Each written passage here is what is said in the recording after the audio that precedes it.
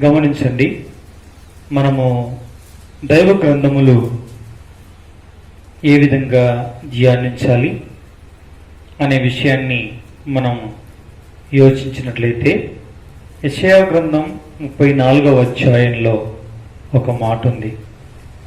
అదేమిటి అంటే యెషయా 34:16 వచనం, యెహోవా గ్రంథమును పరిశీలించి చదువుకునుడి. కలిసి చదువుకుందాం. యెహోవా గ్రంథమును పరిశీలించి చదువుకునుడి. ఆ జంతువుల్లో ఏదీ లేకయుండదు, దేని జతపక్షి దాని యొద్ద ఉండక మానదు. నా నోటి నుండి వచ్చిన ఆజ్ఞ ఇదే, ఆయన నోటి ఊపిరి వాటిని పోగు చేయును, అవి రావాలని ఆయన చీట్లు వేసాను. చాలండి. గమనించండి, ఈ యొక్క 16వ వచనంలో మొదటి భాగములో ఏం రాయబడింది అంటే యెహోవా గ్రంథమును పరిశీలించి చదువుకునుడి. చాలామంది వాస్తవంగా చెప్పాలంటే దేవుని గ్రంథాన్ని చదివే అనుభవాన్ని కలిగి ఉండరు. అనగా చదివేటువంటి అలవాటు ఉండదు. కానీ దేవుని ప్రజలైనటువంటి వారు ఈ యొక్క అలవాటును అభ్యసించాలి. దేవుని యొక్క ప్రజలుగా, దేవుని బిడ్డలుగా అలవాటు చేసుకోవాలి. పిల్లరా, ప్రతినిత్యం మనము నీళ్లు త్రాగుతూ ఆహారము తినుట అన్నది మన శరీరమునకు ఎంత అవసరమైనదో, మన ఆత్మ జీవించడానికి కూడా మన ఆధ్యాత్మికమైన ఆహారమును పానీయమును అయ్యున్నది దేవుని యొక్క మాట. అందుకే రొట్టె వలన మాత్రం కాదు, కానీ దేవుని నోటి నుండి వచ్చు ప్రతి మాట వలన మనుషుడు జీవించును అని రాయబడింది. కాబట్టి పిల్లరా, దేవుని యొక్క మాట జీవజలం, దేవుని యొక్క మాట జీవాహారమును అయ్యున్నది. కాబట్టి ఇటు వాక్యమును చదివినవాడు నిత్య జీవము కలిగిన వాడుగాను, నిత్యానంద భరితుడుగాను, తన త్రోవను చక్కగా నడుచుకున్నవాడును వాని గమ్యము చేరు వారిని పోలి ఉంటాడు. లేకపోతే ఆగమాగమవుతుంది. అందుకే దేవుని యొక్క ప్రజలు గమనించాలి. దేవుని యొక్క వాక్యాన్ని ఏం చేయాలి? వాస్తవంగా అంటే పిల్లరా, ప్రతి నిత్యము దైవ గ్రంథాన్ని చదువుకునేది అలవాటు చేసుకోవాలి. ఈ గ్రంథమే మనని ఏం చేస్తుంది? ఈ మాటలు మనని ఏం చేస్తాయి?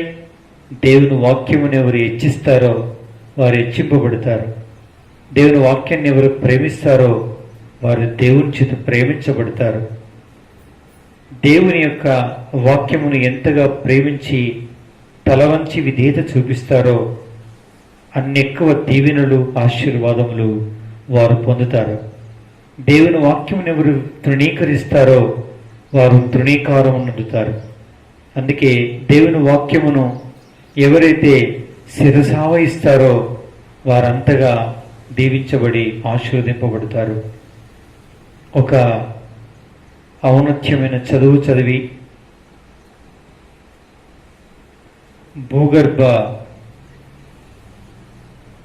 శాస్త్రంను గూర్చినటువంటి చదువు చదివినటువంటి ఒక అద్భుతమైనటువంటి దేవుని బిడ్డ దేవుణ్ణి ప్రేమించి దేవుని వాక్యాన్ని ప్రేమిస్తూ ఉండేవాడంట. ఆయన ఏం చేశాడు అంటే చదువుతూ ఉన్నాడు. బైబిల్ చదవడమే కాదు, పరిశీలించి చదవడం ఆయనకు అభ్యాసం. అలాగే చదువుతూ వచ్చాడు. చదువుతూ ఉన్నప్పుడు ఏం సంభవించింది అంటే, నా ప్రియమైనటువంటి వల్లరా, నిర్గమకాండం 2వ అధ్యాయంలోకి వచ్చాడు. నిర్గమకాండం 2వ అధ్యాయంలోనికి వచ్చినప్పుడు ఏమి సంభవించింది అని అంటే, అక్కడ 3వ వచనం చూడండి, చదవండి. నిర్గమకాండం 2వ అధ్యాయం 3వ వచనం. తరువాత ఆమె దాన్ని దాచలేక వాని కొరకు ఒక జమ్ము పెట్టె తీసుకొని దానికి జిగిటమనను కీలును పూసి అందులో ఆ పిల్లవాడిని పెట్టి ఏటి ఒడ్డున జమ్ములో దాన్ని ఉంచగా చాలు, ఇక్కడికి వచ్చి ఆగిపోయాడు. ఇదేంటి, జమ్ము పెట్టే దానికి పూసింది జిగటమును కీలును పూసి అని రాయబడింది. ఓ, జిగటమును కీలు. ఈ జిగటమును కీలు అంటే అర్థం ఏంటి? ఓ, నీళ్లు జమ్మి పెట్టెలోనికి వెళ్లకుండా ఈ కీలు ఉపయోగపడింది. ఈ కీలు, ఈ జిగటమన్ను అంటే చమురు చమురుగా ఉంటుంది. ఓ, ఇది ఎక్కడుంటుంది మరి? ధ్యానించడం మొదలుపెట్టాడు. ధ్యానించడం మొదలుపెట్టినప్పుడు తనకు తోచిన అర్థం ఏంటంటే, అంటే ఈ జిగటమును కీలుండే దేశమేది, ఆ ప్రదేశమేది, ఆ ప్రాంతమేది అని పరిశోధించాడు. అప్పుడు తనకు తెలిసింది ఏమిటంటే, అరబ్ దేశాల యొక్క ప్రదేశము, ప్రాంతము, సౌదీ అరేబియా, ఐగుప్త ప్రాంతం, ఇవన్నీ ఆ ప్రదేశాలే అని తెలుసుకున్నాడు. అప్పుడు మెల్లగా అక్కడికి ప్రయాణం కట్టాడు. అక్కడికి వెళ్ళిపోయాడు.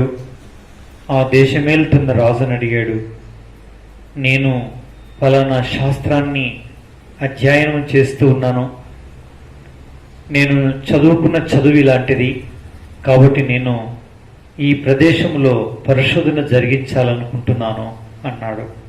అనుమతి పొందాడు. అక్కడ పరిశోధన జరిపాడు. జరిపినప్పుడు ఏం తెలిసింది? పిల్లరా, అక్కడ చమురు ఉందని తెలిసింది. అక్కడ బావులు తవ్వడం ప్రారంభించాడు. అక్కడ పెట్రోలియం ఉందని తెలిసి దాని తవ్వకాలలో ఈ చమురు పదార్థం బయటపడింది. ఆ పెట్రోలియం అనే చమురు లేక ముడి పదార్థములో నుండే పెట్రోలు, డీజిల్, గ్యాస్ నూనె, రకరకాలైనటువంటి ఈ నూనె యొక్క పదార్థములు, చమురు పదార్థములన్నీ కూడా అందులో నుంచి ఉత్పత్తి అయినవే. ఇప్పుడు వాటన్నిటినీ ఉపయోగించుకొని వాటిని ఆధారముగా మనుషుడు ప్రయాణం చేస్తూ ఉన్నాడు. ఆకాశంలో ఎగురుతున్నాడు, సముద్రంలో ఈదుతున్నాడు, ఓడ ప్రయాణం చేయగలుగుతున్నాడు, భూమి మీద శరవేగంగా ప్రయాణం చేయగలుగుతున్నాడు. కారణం ఏమిటో తెలుసా? ఆ దినం ఆ శాస్త్రవేత్త ఆ ప్రదేశానికి వెళ్ళి భూగర్భ పరిశోధన జరిగించినప్పుడు చమురు అనే పెట్రోలియంను కనుక్కున్న కారణమే. ఎక్కడ కనుక్కున్నాడు? నీ చేతిలో, నా చేతిలో ఉండే బైబిల్ గ్రంథములో నుంచి కనుక్కున్నాడు. నా ప్రియమైన వాళ్ళారా, ఇప్పుడు ఆయనే కాదు, ఆయన ఏ దేశం ముందు కనుక్కున్నాడో ఆ దేశం, ఆ ప్రదేశం, ఆ ప్రాంతం ఎంత ధనవంతమైన దేశమో, ఎంతమంది పుట్టినా కూర్చొని బ్రతికే, జీవించే జీవనాధారం ఆ ప్రదేశపు, ప్రాంతపు, దేశాల వారందరికీ ఇట్టి సౌభాగ్యము దక్కింది. కారణం ఏంటో తెలుసా? ఒక్క భక్తుడు మోకాళ్ళ మీదుండి బైబిల్ గ్రంథాన్ని పరిశీలించి చదివినందుకు ఈ గొప్ప అద్భుతమైన సత్యం బయటపడింది. నా ప్రియ సోదరి సోదరులారా, ప్రియ యవనస్తులారా, ప్రియ యవన సహోదరులారా, చదవచ్చిన ప్రతి దేవుని బిడ్డ బైబిల్ గ్రంథాన్ని, యెషయా గ్రంథం 34వ అధ్యాయం 16వ వచనం ప్రకారముగా ఆయన పరిశుద్ధ గ్రంథాన్ని పరిశీలించి ఎవరైతే చదువుతారో, చదివిన వారు కాదు, పరిశీలించి ఎవరు చదువుతారో వారు ప్రతి దాన్ని బైబిల్ గ్రంథములో ఉండుటను పొందగలరు. అందుకే దేవుని యొక్క వాక్యాన్ని ఎలా చదవాలి? పరిశీలించి చదవాలి, తప్పనిసరిగా చదవాలి, ప్రతిరోజు చదవాలి, దానిని పరిశీలించి చదవాలి. అప్పుడు ఇందులో ఉండే ధనరాశులు, ఇందులో ఉండే చమురు పదార్థములు, ఇందులో ఉండే దైవికమైన పరమార్థములు అనేకం మనకు అర్థమై అట్టి ఆశీర్వాదాలకు మనని పాత్రులుగా చేస్తుంది ఈ గ్రంథం. అందుకే గ్రంథమును పరిశీలించి చదువుకోవాలి. అందులో భాగంగానే మనం ఇప్పుడు ఎస్తేరు గ్రంథములోని మొదటి అధ్యాయం ముందు పట్టణములో మనము చదువుకుని ధ్యానిస్తూ కొన్ని విషయాలు చూస్తూ వచ్చాం. ఇప్పుడు ఇంకా కొన్ని విషయాలు చూసి మనం ముగించుకుందాం. ఈ ఎస్తేరు గ్రంథం మొదటి అధ్యాయములో అహష్వేరోషు అనే రాజు యొక్క భార్య వస్తి రాణిగా ఉండకుండా తృణీకరించబడుతుంది. ఎందుకు తృణీకరించబడింది అనే దాన్ని మనం చూస్తే, ఆమె రాజు ఆజ్ఞాపించిన ప్రకారంగా రాజు సముఖములోనికి వెళ్ళని కారణాన రాజుకు కోపం వచ్చి అది రగులుకున్న కారణాన ఆమెను రాణిగా ఉండకుండా తీసివేయుటకు రాజాజ్ఞ అయింది.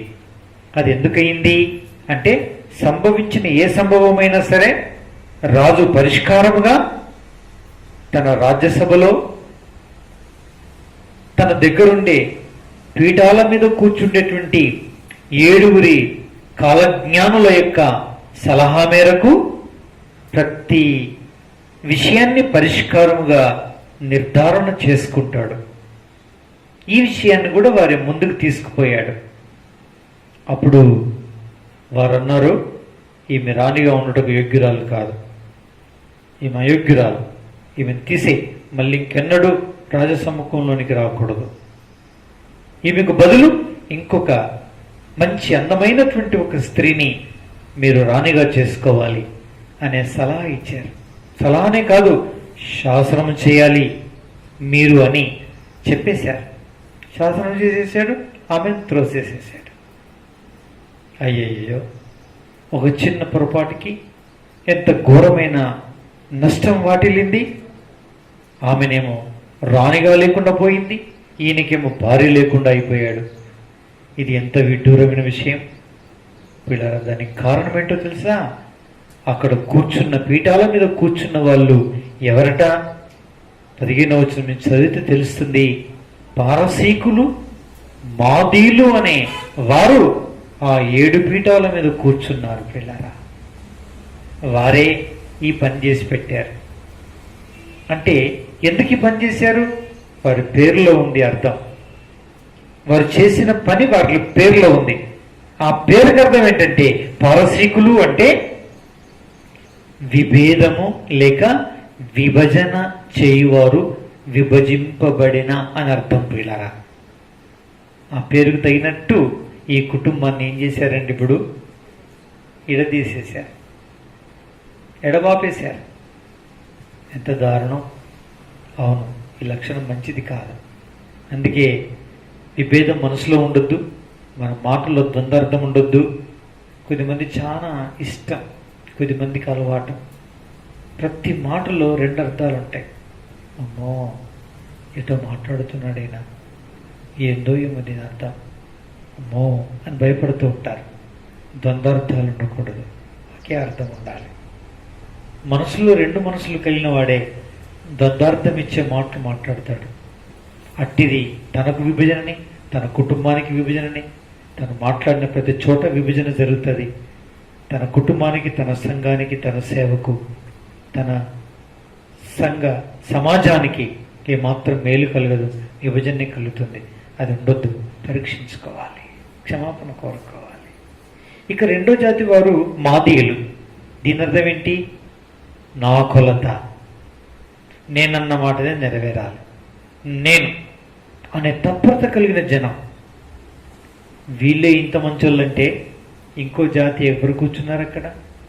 మాదీయులు కూర్చున్నారు. ఈ మాదీయుల యొక్క పేరుకు అర్థం ఏంటంటే నా కొలత, నేనన్నది నెరవేరాల. ఇది పాడబుద్ధి. పాడబుద్ధో కాదో మనకు తెలియదు, కానీ ఈ కుటుంబాన్ని మాత్రం ఏం చేసిందండి? విభజించేసింది. మంచిదంటారా? మంచిది కాదు. అందుకే భార్యలు, భర్తలు, పిల్లలు నాది నెరవేరాలంటే నాది నెరవేరాలి. మొన్న నువ్వన్నది నెరవేరింది, నేను ఈరోజు అన్నది నెరవేరాలి. నిన్న మొన్న మీది నెరవేరింది, ఈరోజు మాది నెరవేరాలి అని అంటారు పిల్లలు. వద్దు, మనెవ్వరిది నెరవేరొద్దు. మనందరం కూడి వచ్చి యేసయ్య దగ్గర మోకాళ్ళు ఉంచాలి. యేసయ్య నీది నెరవేరాలి మా ఇంటిలో అని ప్రార్థన చేయండి. అప్పుడు ఎవరిది నెరవేరుతుంది? పరలోకపు దేవునిది నెరవేరుతుంది. ఆ వ్యక్తి క్షేమంగా ఉంటాడు, ఆ కుటుంబం క్షేమంగా ఉంటుంది, ఆ సమాజము క్షేమంగా ఉంటుంది, ఆ సంఘము క్షేమంగా ఉంటుంది, ఆ జాతి క్షేమంగా ఉంటుంది, ఆ దేశం క్షేమంగా ఉంటుంది. నాది నెరవేరాలి అనేది ఎక్కడైతే ఉంటుందో అక్కడ ఇలాంటి విభజన వచ్చి చెక్క ముక్కలైపోతుంది.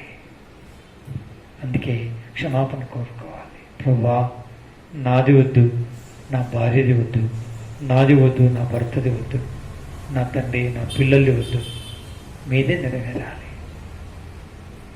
మీ మాట నెరవేరాలి అని తీర్మానం చేసుకుంటే దేవుడు సహాయం చేస్తాడు. మొత్తం మీద విభజన కలిగింది, ఆ కుటుంబం అంతా వినాశనం అయిపోయింది. చూసారా? దీనికి బలమైన ఇంకా ఓ 2 కారణాలు చూద్దాం. అయితే వీరి మధ్యన ఎవరు నిలువబడి మొదలుపెట్టారు? 16వ వచనంలో మెమూకాను రాజు ఎదుటను ప్రధానుల ఎదుటను ఇలాగ ప్రత్యుత్తరం ఇచ్చాను. రాణి వస్తీ రాజు ఇళ్ళ మాత్రం కాదు, రాజైన అహశ్వరోష్ యొక్క సకల సంస్థానంలో నుండి అధిపతులందరి ఎడల, జనులందరి ఎడల నేరస్తురాలాయను. అమ్మో, ఈయన లేచుడే ఆ రాజ్యసభలో, ఆ రాజదర్బార్లో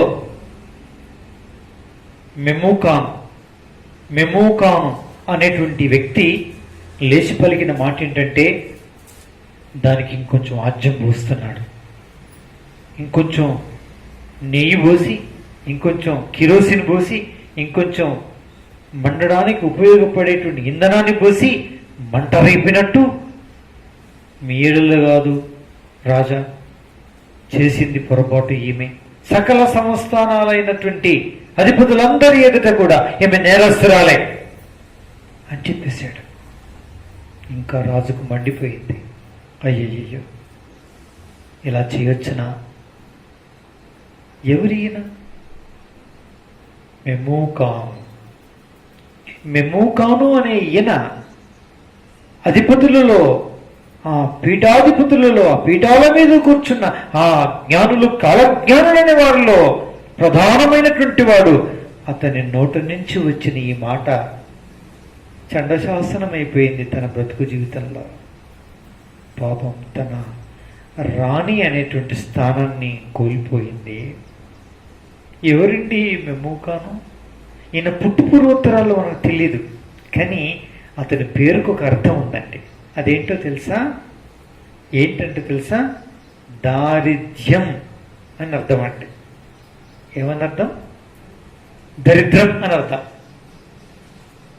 ఇప్పుడు చూడండి, 127 సంస్థానాలకు అధిపతి అయిన, రాజులకు రాజైన ఓ సామ్రాట్, ఒక చక్రవర్తి అయినటువంటి అతని సంస్థానంలో పీఠాల మీద కూర్చున్నటువంటి వారిలో ప్రధానమైనటువంటి ప్రధానాధిపతి ఎవరు, జ్ఞాని ఎవరు అంటే మెమూకాను. అంటే దరిద్రం లేచి ఇలా మాట్లాడుతుంది. ఇప్పుడు దరిద్రమే చుట్టుకుందా లేదా?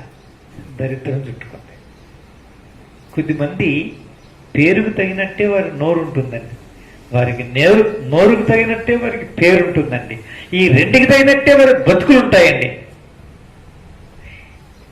ఈ 3కు తగినట్టే ఇతర బ్రతుకులను కూడా ఇట్లా భ్రష్టు పట్టిస్తారండి. అందుకే మనము మాట్లాడున్నప్పుడు మన నోట దరిద్రం అనేది సంభవించకూడదు. మన వలన శాపం అనేది సంభవించకూడదు. మనం నోరు తెరిచామంటే ఎదుటివాడికి ఏం కలగాలి? ఆశీర్వాదం కలగాలి. విడిపోవద్దు, కలపబడాలి. కూలగొట్టబడద్దు, కట్టబడాలి. సమసిపోవద్దు, అది అభివృద్ధి అవ్వాలి. అది వినాశమైపోవద్దు, అది క్షేమాభివృద్ధి పొందాలి. నా ప్రియులారా, మేము కాను అనే ఈ యొక్క పీఠాధిపతి లేచి ఆ మాట పలికాడో లేదో, నా ప్రియులారా, విభజింపబడిన అని అర్థమిచ్చే ఒక తెగ,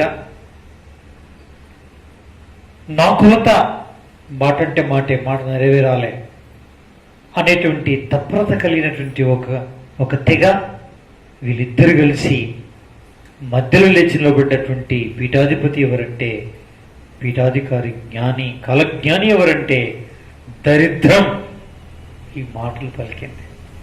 అందుకే ఆ రాజుకు దరిద్రం చుట్టుకుంది, ఆ వస్తీ అనేటువంటి రాణికి దరిద్రం చుట్టుకుంది, ఆ యావత్ సామ్రాజ్యం అంతరికి కూడా దరిద్రం చుట్టుకుంది.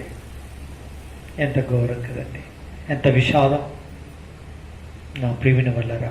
అందుకే మనం పరిశుద్ధాత్ముడు ప్రతి పదాన్ని, ప్రతి పేరును, ప్రతి ప్రదేశాన్ని ఒక ఉద్దేశపూర్వకంగా రాయించి పెట్టాడు.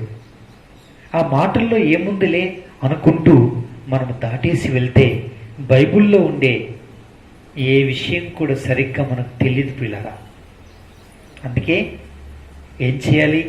దేవుని ధర్మశాస్త్ర గ్రంథాన్ని పరిశీలించి చదువుకోవాలి. ముందేముంది, వెనుకేముంది, దీని అర్థం ఏంటి, దీని భౌగోళిక పరిస్థితి ఏంటి, ఆ సమయమందు రాజ్యం ఏమిటి, ఆ రాజవిధులేంటి, ఆనాటి కాలపు పరిపాలన పద్ధతి ఏమిటి అనేటువంటి విషయాలన్నీ కూడా పరిశీలనాపూర్వకంగా మనము ధ్యానపూర్వకంగా మనము ధ్యానించి, మనము పరిశీలించి, పరిశోధనాపూర్వకంగా దేవుని వాక్యాన్ని మనం ఎప్పుడైతే చదువుతామో పిల్లరా, అప్పుడు ఆధ్యాత్మికమైన ఆశీర్వాదం మనం పొందడానికి అవకాశం ఉంటుంది. అనేక విషయాలు దైవగ్రంథములో ఉన్నటువంటి అనేక సత్యాలు మనకు అర్థం అవ్వడానికి అవకాశం ఉంటుంది. లేకపోతే మనకు ముక్క అర్థం కాదు. అందుకే ఇప్పుడు మనకు అర్థమైంది ఈ ప్రకారమైనటువంటి పరిస్థితి ఎందుకు దాపురించింది అంటే, ఇక్కడ 3 విషయాలు ప్రాముఖ్యతను సంచరించుకున్న కారణాన మధ్య వచ్చినటువంటి ఆ చిన్న అపార్థం, అది ఈ రీతిగా ఈ పగులు పెద్ద అగాధమై వారి మధ్యన ఇంకెన్నడూ కలుసుకోలేంత దూరమును, ఎడమను కలుగచేసి ఆ కుటుంబానికి వినాశనాన్ని దాపురింపచేసింది.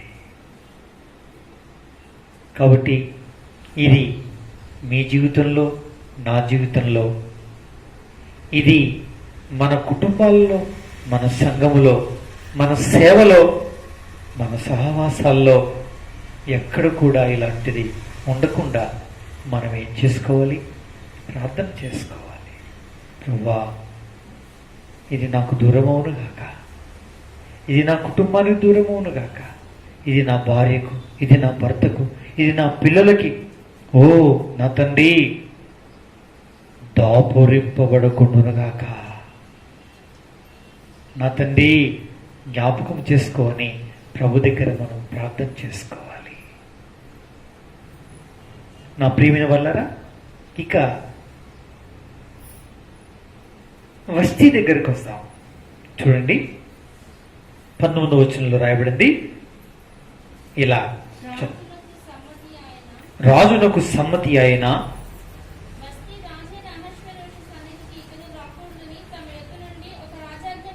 పుట్టవలెను,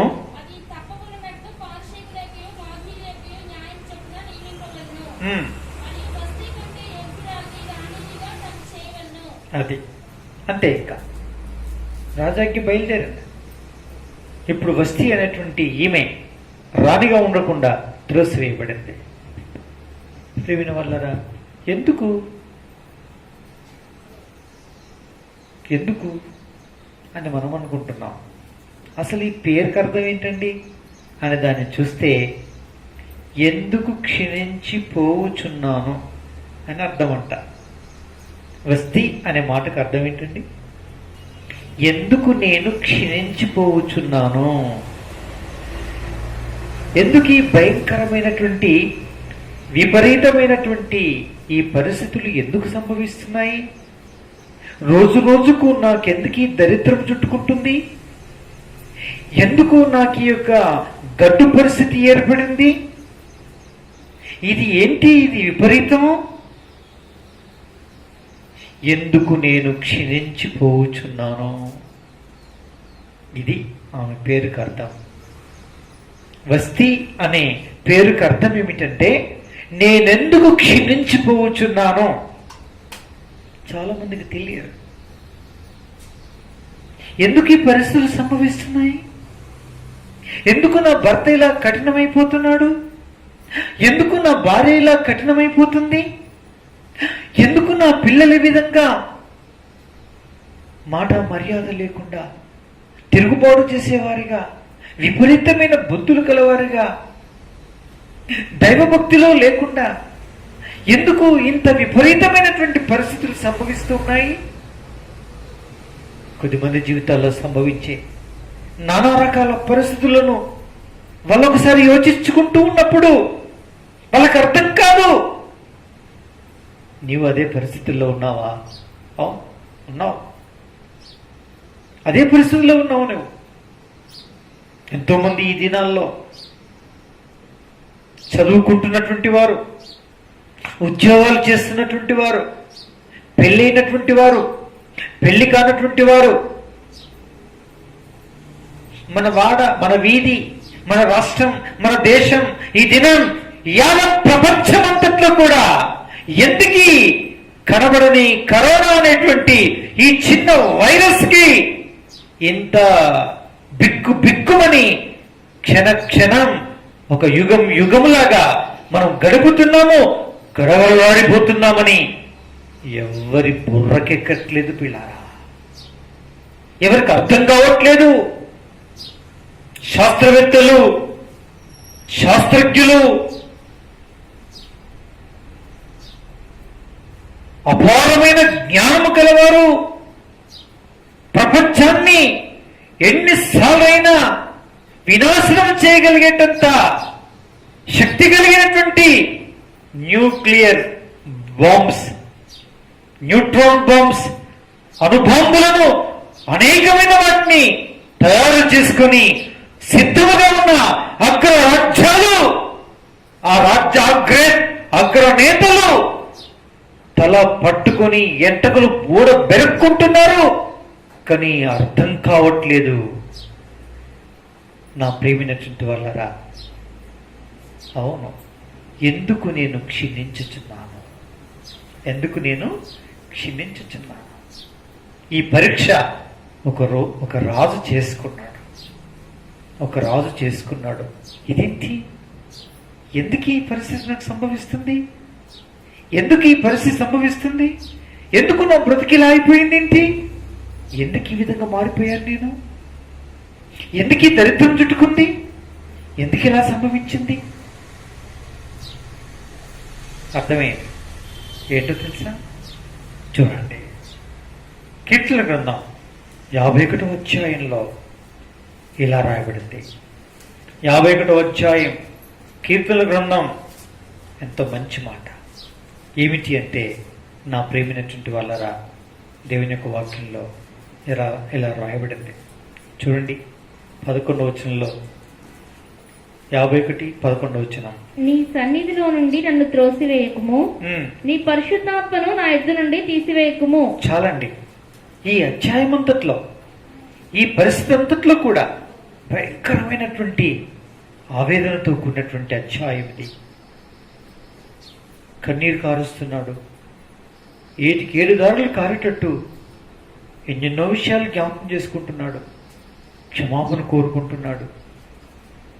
ఈ రీతిగా దేవుని యొక్క సన్నిధానంలో అడుగుతూ ఉన్నాడు. 6వ వచనం నుండి. నీవు అంతరంగములో సత్యము కోరుచున్నావు, ఆంతర్యమున నాకు జ్ఞానము తెలియజేయుదువు. నేను పవిత్రునగునట్లు హిస్సోపుతో నా పాపము పరిహరింపుము. హిమము కంటెను నేను తెల్లగా ఉండునట్లు నీవు నన్ను కడుగుము. ఉత్సాహ సంతోషములు నాకు వినిపింపుము. అప్పుడు నీవు విరిచిన ఎముకలు హర్షించును. నా పాపములకు విముఖుడు కమ్ము. నా దోషములన్నిటినీ తుడిచివేయుము. దేవా, నా యందు శుద్ధ హృదయము కలుగచేయుము. అంతరంగంలో స్థిరమైన మనసును నూతనముగా పుట్టించుము. నీ సన్నిధిలో నుండి నన్ను త్రోసివేయకుము. ఇక్కడ కొన్ని విషయాలు గమనిస్తున్నాడు. అదేంటంటే, నేను నల్లగైపోయాను, నేను పాపముతో నింపబడ్డాను, నా ఎముకలు విరిగి నలిగి ఏడుస్తూ ఉన్నాయి, పాపం నన్ను అందులుగా చేసినది, దోషములన్నీ నా తలకు మించినవిగా ఉన్నవి, నా హృదయం అంత కూడా అపరిశుద్ధమైపోయినది, నా తలంపులు నా ఆలోచనలు, నేను పాపమునకు పుట్టినిల్లుగా తయారైపోయాను. ఓ దేవా, నన్ను జ్ఞాపకం చేసుకో. దేవుని సన్నిధిలోకి వెళ్ళాడు. ఎంతో విపరీతమైన పరిస్థితి సంభవిస్తూ ఉంది. ఆత్మ ప్రేరేపణ లేదు, ఆత్మానందము లేదు, ఆత్మ సంతోషము లేదు, కలవరము కలతలు. ఇంటిలో తన కడుపున పుట్టిన కుమారుడే భయంకరమైనటువంటి బద్ధ విరోధి, ఎన్నెన్నో విపరీతమైనటువంటి పరిస్థితులు తన కళ్ళ ముందు తరాడుతూ ఉన్నాయి, చెదురుతూ ఉన్నాయి. ప్రేమిల వల్లరా, జీవితం యొక్క భవిష్యత్ అంతా కూడా అయోమయంగాను అగమ్య గోచరంగా కనిపిస్తుంది. పిల్లరా, ఎంతో భయమైపోతుంది తనకు అర్థం కావట్లేదు. దేవుని దగ్గరికి వెళ్ళాడు. నా ప్రభువా, నేను అపరిశుద్ధుడను, నేను అపవిత్రుడను, నేను నీచుడను, నేను దౌర్భాగ్యుడను, అయ్యో నేను పాపాత్ముణ్ణి, నన్ను శుద్ధి చేయి ప్రభువా, నన్ను జ్ఞాపకం చేసుకో మొరపెడుతూ ఉన్నాడు. పిల్లల కారణం ఏంటో తెలుసా? ఈ అధ్యాయంలో పైభాగంలో ఒక మాట రాయబడింది. అదేంటంటే, ప్రధాన గాయకునికి దావీదు బెత్షెబా యొద్దకు వెళ్ళిన తర్వాత నాతానను ప్రవక్త అతని యొద్దకు వచ్చినప్పుడు అతను రచించిన కీర్తన.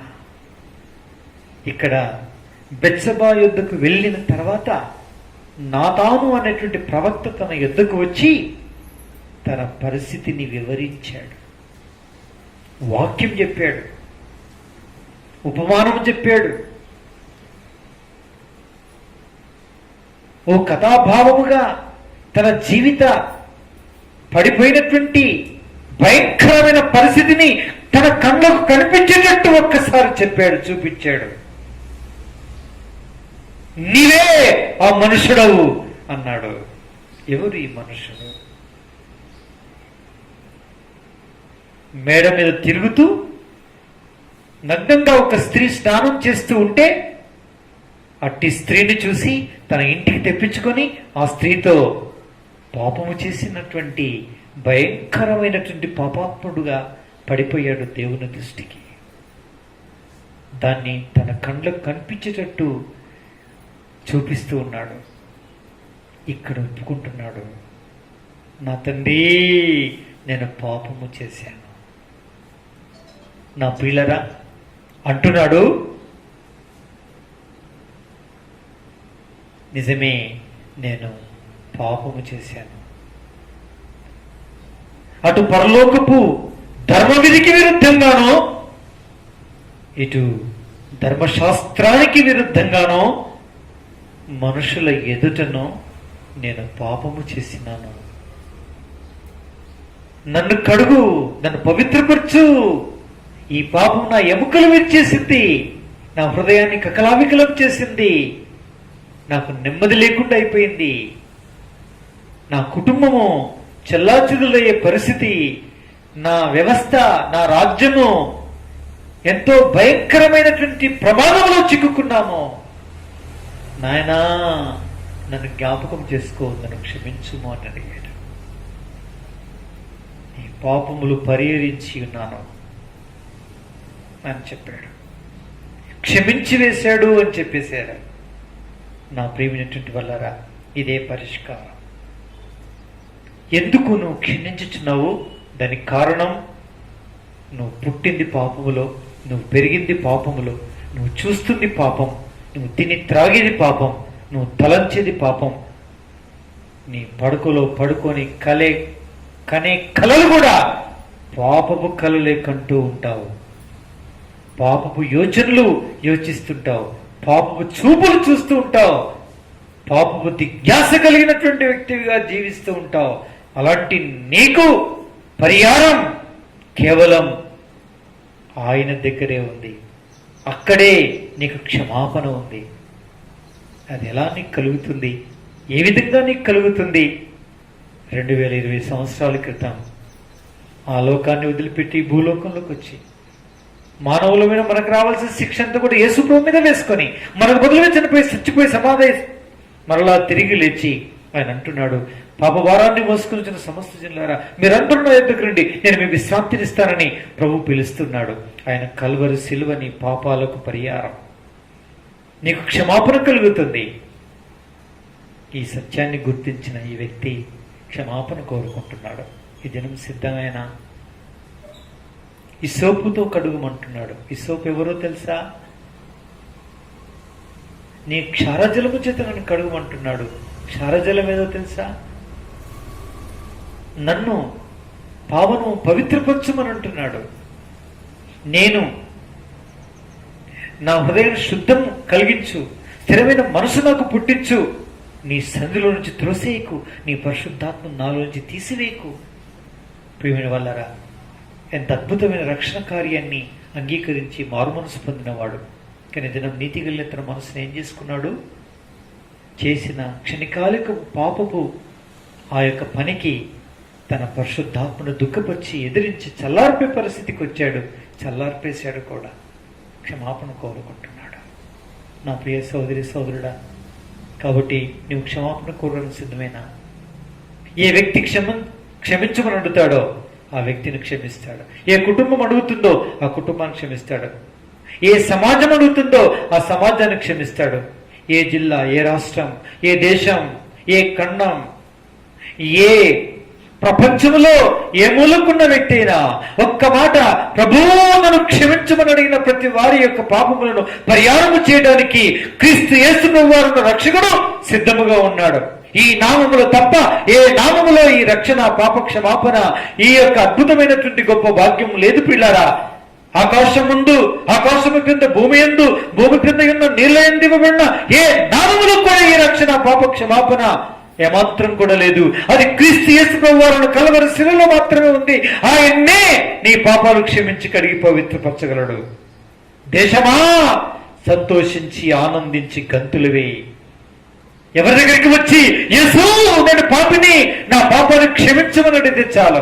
ఓ క్రైస్తవ లోకమా, ఏ మతము, ఏ జాతికి సంబంధించిన వ్యక్తివైనా, ఏ స్థానం, ఏ సంస్థానానికి సంబంధించిన వ్యక్తివైనా, అల్పుడమైన, అధికుడమైన, సామ్రాట్టువైన, సామాన్యుడమైన, చక్రవర్తివైన, అగ్రరాజ్యం అధినేతమైన, పల్లెటూరి నిరక్షరాస్యుడమైన క్రీస్తు యేసునందు కేవలం విశ్వాసం ఉంచిన తోడనే యేసు క్రీస్తు ప్రభువు రక్తం నీ పాపాన్ని కడగడానికి సిద్ధంగా ఉంది. ఒకే ఒక్క మాట, యేసు నేను పాపిని, నా పాపాన్ని క్షమించమని అడిగితే చాలు. నేనెందుకు క్షమించుచున్నాను?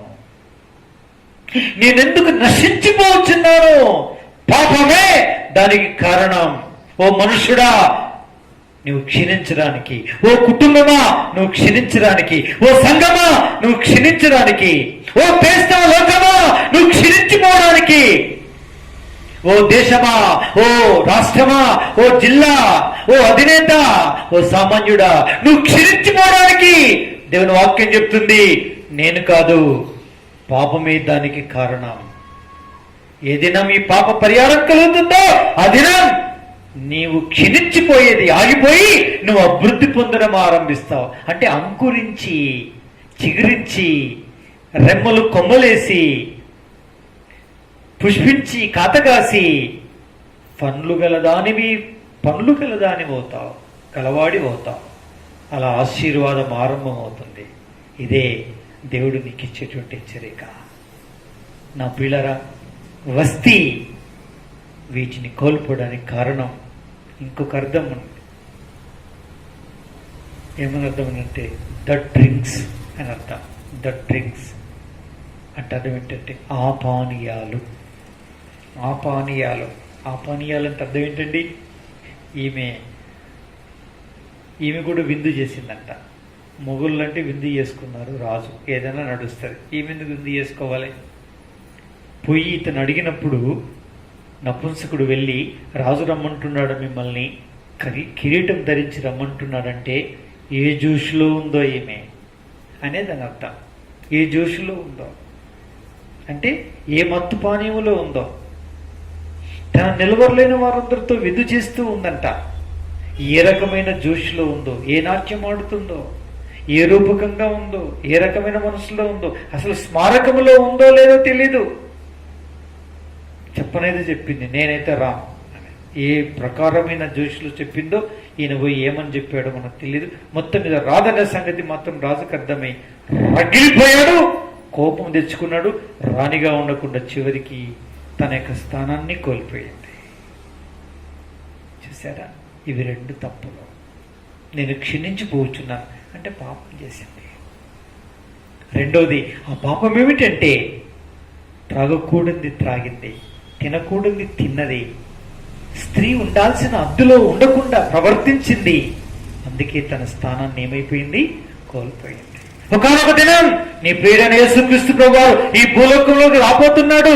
ఆ వచ్చే సమయంలో నీ ఉన్న పాటన ఉన్నట్టే ఉండకపోతే, నీ స్థానము తప్పి ప్రవర్తించిన సంఘముగా ఉంటే, ప్రియుడిగా ఉంటే, ప్రియురాలుగా ఉంటే, ఆయన మాత్రం నిన్ను అంగీకరించడు.